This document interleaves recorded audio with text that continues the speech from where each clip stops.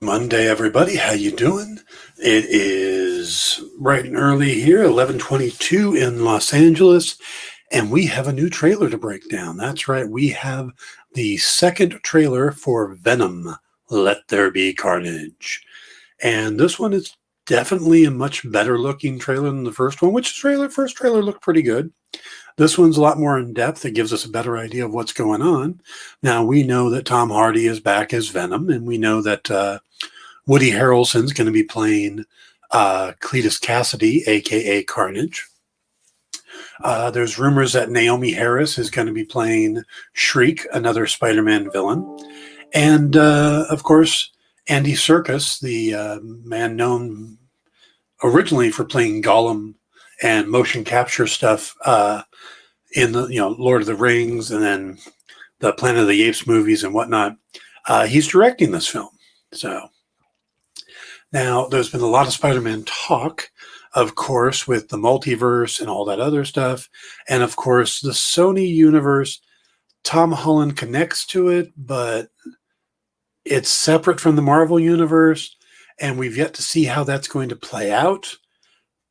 So we'll have to see. But Andy Serkis has recently said that these characters in this film don't know that Spider-Man exists, which means that maybe something in the multiverse of madness is going to bring him into this universe, which would take place, and then, not multiverse of madness, but No Way Home. And then after that is Mobius. Remember, there's an R in there, but the Living Vampire, which will then have more references to Spider-Man, including the appearance of Michael Keaton as Adrian Toomes. So, all right, let's take a look at the video. If you haven't seen it yet, this will be a surprise to you. If you have seen it, we'll watch it together. I'll pause occasionally so you can, give my thoughts. But overall, let's just let this get going. Get the volume up here so it carries over. I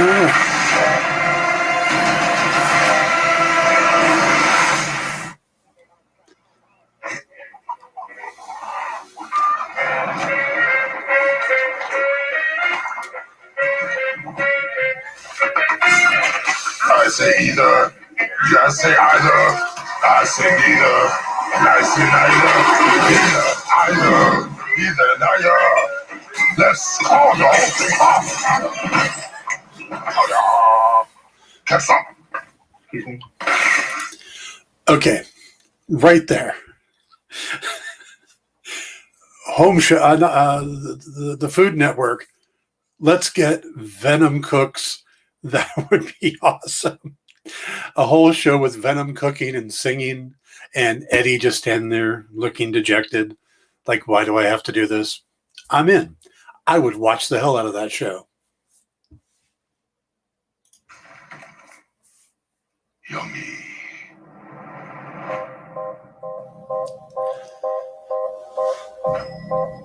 Good evening, Eddie. Hey, Mrs. Chen. Good evening, Venom. I said how, Mrs. Chen? He says hi. One is the loneliest number that you'll ever do. I've been thinking about you, Eddie. Two can be as bad as one. It's the loneliest number. Cause you and I are the same. Every decision we can make. The fact that it says this year only in theaters tells me that Sony is pushing the fact that they don't have a streaming service. It's kind of what it is. They're like, no, we wouldn't dare release our movies on a streaming service because we don't have one. But yes, we're above this. We're bigger than this. Who do we leave behind? And how do we leave them? Waiting in the darkness for the rescuer who never comes. Welcome back, Eddie Brock. It's been a long time. Miss you so much. Oh my God. That's the best thing I saw yet. They fixed his hair. Oh man, that wig at the end of the first Venom movie was so bad. So just happy to see that. Uh, that right there is going to improve the movie. Just giving him a better hair. Oh man.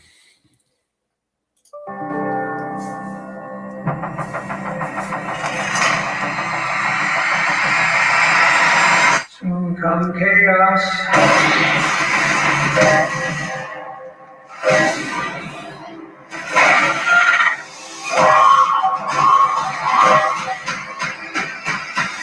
Chaos soon come.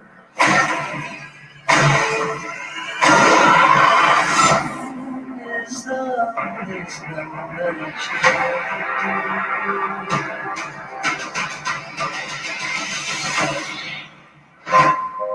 The chocolate delivery hasn't arrived yet. No! We had a deal. What's gonna happen? You gonna stop protecting me? I am happy to eat, Mrs. Chen. No, you cannot eat, Mrs. Chen. What? Nothing?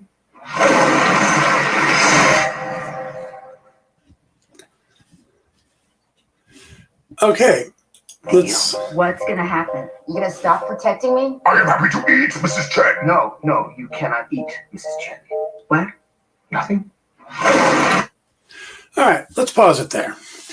All right. So what do we got here? We have Tom Hardy's back, Michelle Williams is back, and Mrs. Chen's back.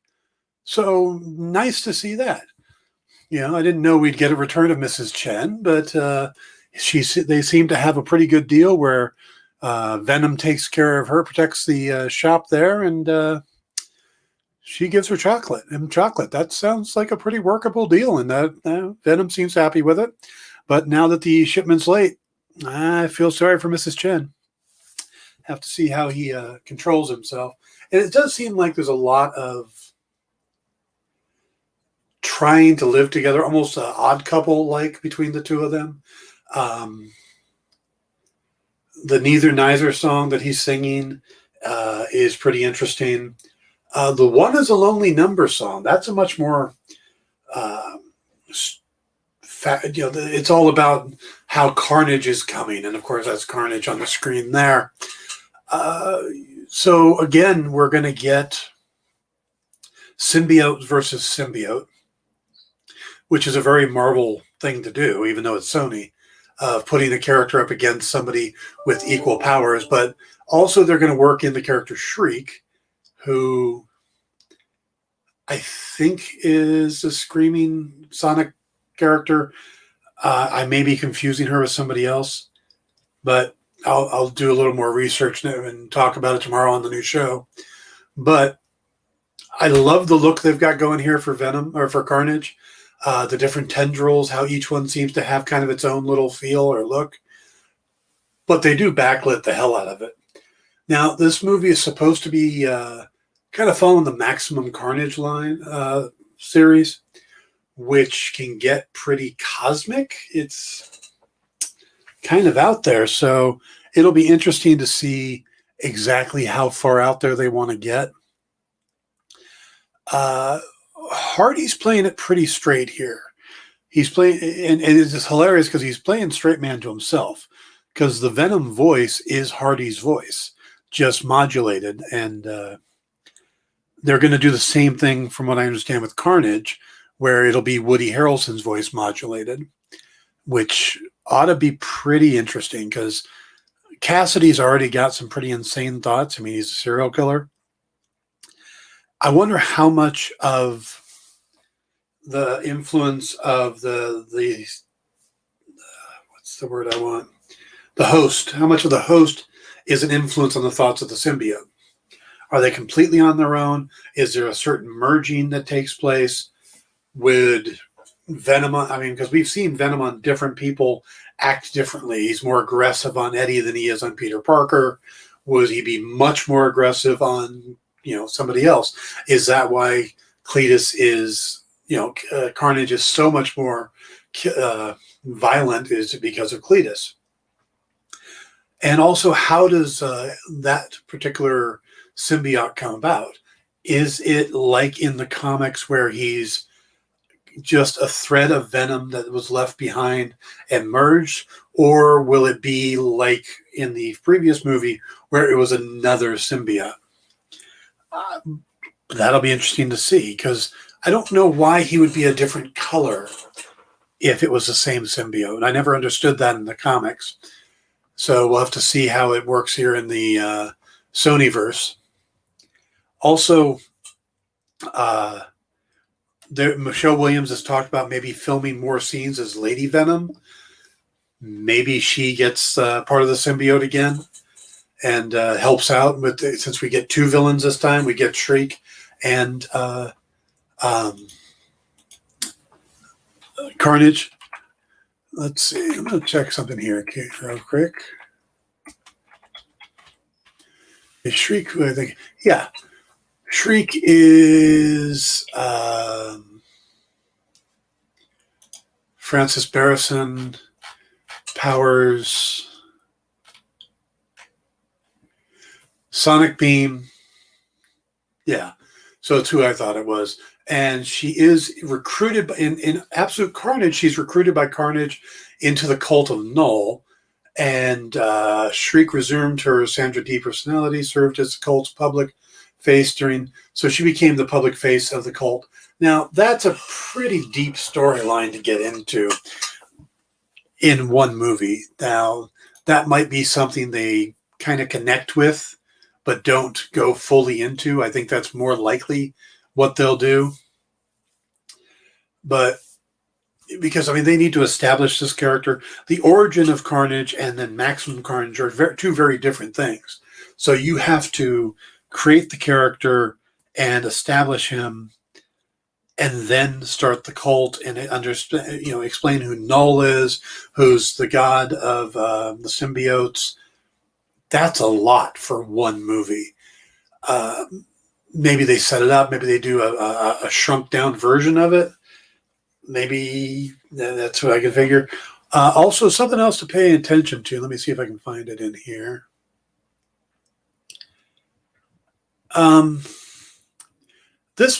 This character or this franchise seems to tie better into the Tobey Maguire Spider-Man, and part of that comes from I'm not having any luck finding it in here. Well, Ravencroft is from the Amazing Spider-Man series. That was a big part of that. I mean, it's part of the Marvel Universe, but that was more focused in the Amazing Spider-Man series. But what I was trying to show is, okay, this will work. See the Daily Bugle logo there?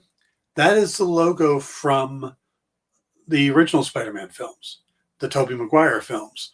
So the fact that they're using the same logo may be a connection there. There's been kind of an odd rumor, and I don't think this is the way they're going, but it's something I've heard, that they might want to borrow one of the original Spider-Men to do some movies so that they could do some Spider-Man movies on their own and the Spider-Man movies in the MCU. Now, if they let Venom, if they use No Way Home as a doorway to bring back either the Tobey Maguire Spider-Man or the Andrew Garfield Spider-Man into this universe, then they wouldn't have to jump back and forth with Tom Holland and the MCU. They could put the Tobey Maguire Spider-Man into this, and we've seen that costume in the Morbius trailer on the poster on the wall. So I don't know. They're going into what could be very confusing set of rules, and we don't know what those rules are yet. Is this part of the MCU in the sense does it exist in the same universe? Kevin Feige seems to say no. Yet we're going to get Adrian Toomes. Michael Keaton's playing Adrian Toomes. We're going to get a Spider-Man in here. We get the Daily Bugle logo, but the Daily Bugle in the MCU is the video blog thing that J. Jonah Jameson does. almost an Alex Jones type thing. So it's going to be interesting to see how all this ties together. Yeah, there's so many pieces. Hopefully by the time this comes out, then Morbius, Spider-Man, okay, this is due out on September 24th. Spider-Man is the end of December, and then Morbius just got moved to, it was January 28th. So it got bumped from February back to January. So this will be about a month after Spider-Man Far From Home, or No Way Home. Hopefully by the end of that movie, we've got the rules for this universe set up. We know, yes, Tom Holland is part of it. No, he's not. We got a different Spider-Man. What are the connections? How do we work them? And what can we look forward to going forward? Because they're not stopping here. They've got big plans for this universe. We're going to probably get a second Morbius film and stuff like that. And Sony would be ridiculous not to just keep rolling these things out. Get a Black Cat movie, get a Silver Sable movie. I mean, you've got all these characters and fans obviously love them. You did pretty good with the first Venom film. It wasn't great, but it was good. And it was good enough that to make a sequel. And it established part of your universe. Now, if you can make this one a little better, improve on it, make the second sequel better, and you can pull off Morbius and connect to the MCU in whatever ways you're going to, you could establish a very strong universe here, a franchise that you can run with for a while and build on. And that's exactly what they should be doing. But don't lose your connection to the MCU, because I think that kind of keeps it up here. You keep that fan base.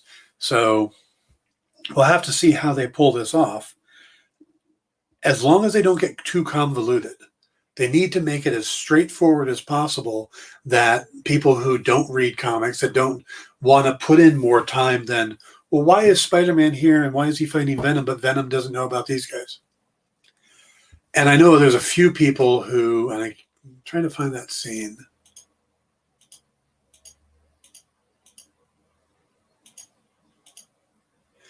Now, it does seem like Venom is actually, or Brock is kind of interviewing Cassidy. There it is. That's the one I wanted, but where is it? Just a little bit back. Okay, so that's the Daily Bugle.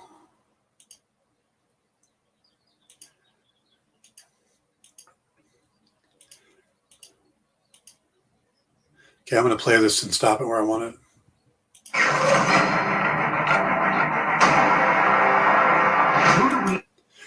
Okay, it's going to be hard to get that. But there's people who think that this little part back here says Avengers. Now, is this... Oh, and you guys will notice that over here is Eric Larson. A wanted posting for Eric Larson, a Spider-Man artist and writer, and was around when Venom and all them were... And Carnage, was he part of the original... He might have been part of the original Carnage creation. And he's also one of the founders of Image Comics. But that's a nice little Easter egg right there. Eric Larson on the wanted poster. Would have been even funnier if they actually had a picture of the Eric Larson. But no, they did a different person, but E. Larson. That's very cool. So Brock is obviously interviewing Cassidy. And it seems like that there is some corpses that haven't been found yet, and he's trying to kind of get that information out of him. So that seems to be the connection between the two. That would explain why he went to see him at the end of the first movie. Maybe he's working for the Daily Bugle now, and I mean, which Brock does in the comics. So it looks like it's going to be a pretty interesting setup. I'm looking forward to it, and September is kind of coming quick. It's nice we already got the film now. I know a lot of people were starting to say, and I'm doing that. I hate that a lot of people, but I had been hearing people on the internet asking where the Venom trailer was. that there hadn't been one, and they were starting to get worried that the film might get moved. Now, I thought it was a little early to start worrying about that because we really aren't that close. I mean, we just got the Shang-Chi trailer, which is like 3 weeks earlier than Venom. So I wasn't too concerned about that. And here we are. Now we've got the Venom trailer. These are all going to start rolling out. We'll get more on the Eternals. We'll get a real trailer on the Eternals, more than just a teaser in another video. And it'll grow from there. But this is Venom, Let There Be Carnage. And they're growing the Sony verse, the Sony Spider-Man verse. How it will connect to the MCU, how it will move forward, that'll remain to be seen. But I think this will be a fun movie. I think they're going to try to keep those humor elements that we got in the first Venom movie. If you haven't watched the first Venom movie, go ahead. It's a good movie. It's not, like I said, it's not great. There's some issues. You know, it's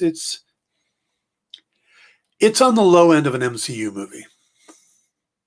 That's a good way to put it. You know, it's comparable to, it's a little better than Thor: The Dark World. It's, you know, Incredible Hulk level, Captain Marvel, that type. It's in there, which is well worth watching because it's still better than a lot of other movies out there. I mean, I would take Venom. I would rewatch Venom before I'd rewatch Mortal Kombat. So it's got the humor, and Michelle Williams is good in it. Tom Hardy is very good in it. You know, we get all the other, we get the other Venom, the other symbiotes. It's fun. So I do recommend you get a chance to watch it, and I'm going to look forward to this. This is another one I will be in the theater for. And, of course, Sony makes sure you know you're going to be in the theater for it because they're not streaming anything. They don't have a streaming service. Don't bring that up. All right, folks. Reminder that please hit the like and subscribe buttons. I am currently working on the next Psychology of Villainy video. I just did a huge chunk of writing on it last night, hoping to wrap up the writing portion of it this week and actually get to film it and have it up before the end of the month, probably sooner. But tomorrow is when the big thing starts. Tomorrow I will be launching the Dan Wickline Show, which will be, yeah, I know, clever title, which will be running Tuesday and Wednesday, 2 p.m. Pacific, 5 p.m. Eastern, on the Comic Book Shopping Experience at the CBSE on Facebook. They have a YouTube channel as well. I believe it's the Experience, the EXP. And Thursdays, I will be on at 6 o'clock Pacific, 9 o'clock Eastern. Yeah, Rom, that's just what I was going over, the Venom trailer. So I'm going to finish this video up, and you can watch the whole thing, but I do break down the trailer, and we'll go from there. But so starting tomorrow, the Dan Wickline Show, 2 p.m. Pacific on the Comic Book Shopping Experience, Wednesday as well, and then Thursday at 6 p.m. Pacific on the Comic Book Shopping Experience, and then Popco the Writers will continue here on Sunday nights, and I will do any fill-in videos like this one will be here on this network or this channel. But I am going to be doing stuff with the Comic Book Shopping Experience, and those will be the Dan Wickline Show. So please join me then. Love to see you guys. And like I said, hopefully I'll have the next Psychology of Villainy ready before the end of the month, much more before the end of the month. So thank you all. Have a great Monday. I have other work I got to get to, but it's good seeing you all. Take care.